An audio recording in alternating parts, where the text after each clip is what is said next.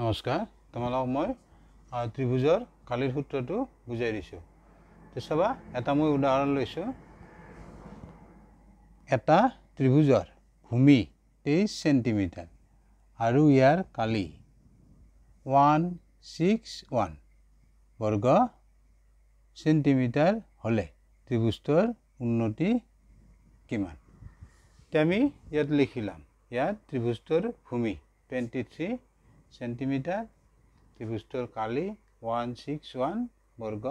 centimetre এতিয়া চাবা ত্ৰিভুজটোৰ আমাক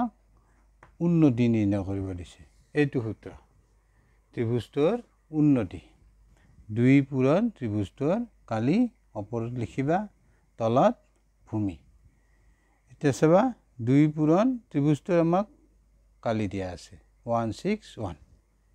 চোৱা 2 পূৰণ লিখিবা এখিনি 161 বর্গ সেন্টিমিটার আর ভূমি আছে 23 সেন্টিমিটার 23 সেন্টিমিটার এটা চাবা এই 23 রে 161 যাব 7 বার যাব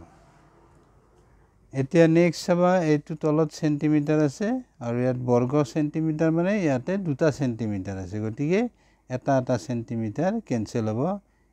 ইয়াত এটা সেন্টিমিটার থাকিব আমাৰ কি থাকিব ৰিজাল্টটো লাষ্ট